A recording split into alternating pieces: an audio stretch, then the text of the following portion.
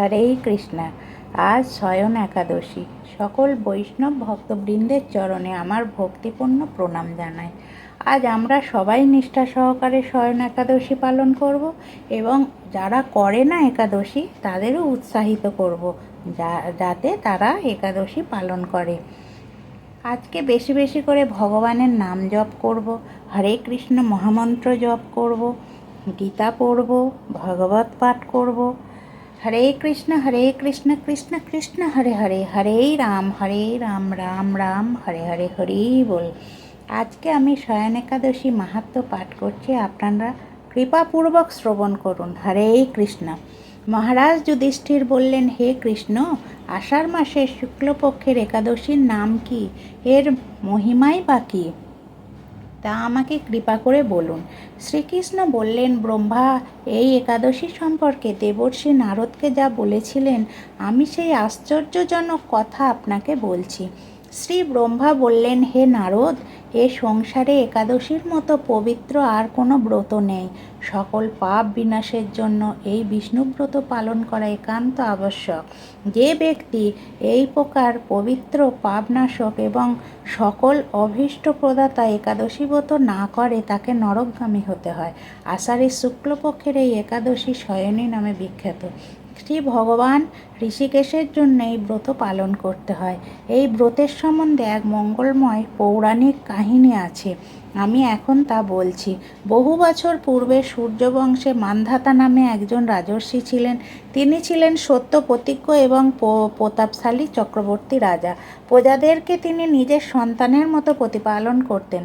এই রাজ্যে কোনো রকম দুঃখ, রোগ, ব্যাধি, দুর্ভিক্ষ, আতঙ্ক, খাদ্যাভাব অথবা কোনো অন্যায় আচরণ ছিল না। এইভাবে বহুদিন অতিবাহিত হলো, কিন্তু এক সময় হঠাৎ দৈব দুর্বিপাকে ক্রমাগত 3 বছর সে রাজ্যে কোনো বৃষ্টি হয়নি। দুর্ভিক্ষের ফলে সেখানে দেবতাদের উদ্দেশ্যে দান মন্ত্রের সাহা, সধা ইত্যাদি শব্দও বন্ধ হয়ে গেল। এমনকি বেদপাঠও ক্রমশ বন্ধ হলো। তখন প্রজারা রাজার কাছে এসে বলতে লাগলো, মহারাজ, দয়া করে আমাদের কথা শুনুন। শাস্ত্রে জলকে নাড় বলা হয়, আর সেই জলে ভগবানের অয়ন অর্থাৎ নিবাস। তাই ভগবানের এক নাম নারায়ণ। মেঘরূপে ভগবান বিষ্ণু সর্বত্র বাড়ি বর্ষণ করেন। সেই বৃষ্টি থেকে অন্ন খেয়ে প্রজাগণ জীবন ধারণ করেন। এখন সেই অন্নের অভাবে প্রজারা ক্ষয়প্রাপ্ত হচ্ছে। অতএব হে মহারাজ, আপনি এমন কোনো উপায় অবলম্বন করুন যাতে আপনার রাজ্যের শান্তি এবং কল্যাণ সাধন হয়। রাজা মান্ধাতা বললেন, তোমরা ঠিকই বলেছ।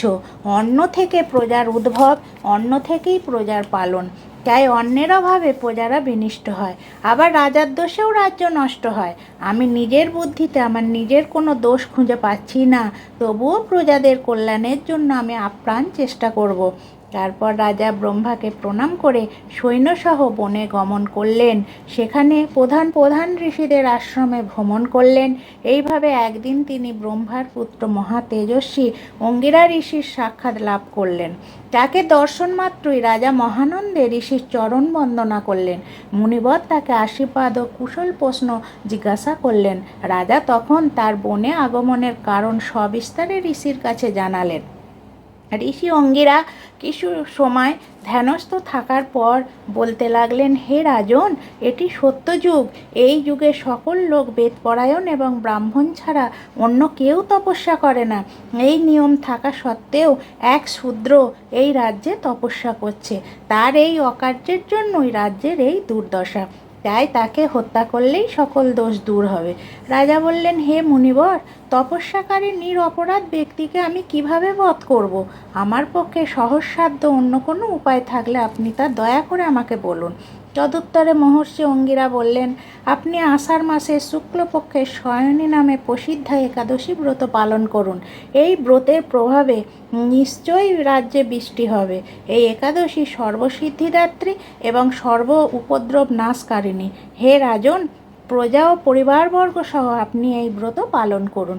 মুনিবরের কথা শুনে রাজা নিজের প্রাসাদে ফিরে এলেন। আষাঢ় মাস উপস্থিত হলে রাজ্যের সকল প্রজা রাজার সাথে একাদশী ব্রতের অনুষ্ঠান করলেন। ব্রত প্রভাবে প্রচুর বৃষ্টিপাত হলো। কিছুদিনের মধ্যেই অন্নাভাব দূর হলো। ভগবান ঋষিকেশের কৃপায় প্রজাগণ সুখী হলো। এই কারণে সুখ ও মুক্তি প্রদানকারী এই উত্তম ব্রত পালন করা সকলেরই অবশ্য কর্তব্য। ভবিষ্যৎ পুরাণে যুধিষ্ঠির শ্রীকৃষ্ণ তথা নারদ ব্রহ্মা সংবাদ রূপে একাদশীর এই মাহাত্ম্য বর্ণিত হয়েছে। হরে কৃষ্ণ, রাধে রাধে, হরি বল। কালকে 18ই জুলাই, কাল পারণের সময় হচ্ছে 5টা থেকে 9টা 28। হরে কৃষ্ণ।